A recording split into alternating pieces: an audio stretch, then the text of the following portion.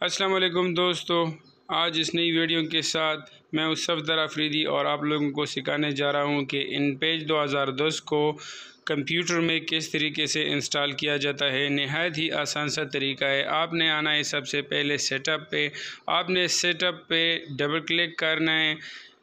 Setup पे click करने के बाद आपने लैंग्वेज सेलेक्ट करनी है। तो आम रूटीन में हर एक कंट्री में इंग्लिश ही यूज़ होता है, तो हम इसको इंग्लिश पे सेलेक्ट करेंगे और ओके पे क्लिक करेंगे। ओके पे क्लिक करने के बाद आपने नेक्स्ट पे क्लिक करना है। नेक्स्ट पे क्लिक करने के बाद आपके सामने एक और नया पेज जो ओपन हो गया। आपने यहाँ पे भी नेक्स्ट पे क्लिक करना है। नेक्स्ट पे क्लिक करने के बाद आपके सामने जो शो हो रहा है कि आपने इसको कहाँ पे इंस्टॉल करना है। तो आम रूटीन में सारे सॉफ्टवेयर सी में ही इंस्टॉल होते हैं।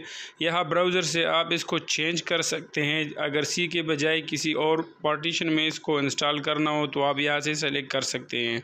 तो हमें चेंज करने की ज़रूरत ही नहीं है, तो हमने डायरेक्टली नेक्स्ट पे क्लिक करना है।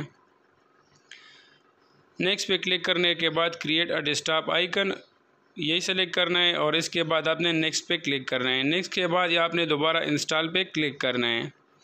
इंस्टॉल पे क्लिक करने के बाद इसकी इंस्टॉलेशन आपके सामने शो हो गई है और ये इंस्टॉलेशन कंप्लीट हो गई है। यहाँ पे आपने चेंजिंग नहीं करना है, ये दोनों टिक पे ही ठीक है। इसके बाद आपने फिनिश पे क्लिक करना है।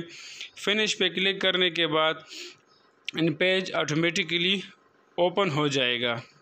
आपने नेट की तरफ जा रहा है तो आपने इसको मिनिमाइज़ करना है, इसकी कोई ज़रूरत ही नहीं। डेस्कटॉप पे इसकी क्रिएट शॉर्टकट ऑलरेडी हमने उसको वहाँ पे दिया था, तो ऑलरेडी ये आपके सामने शो हो गया डेस्कटॉप पे। आपने इसको डबल क्लिक करना है।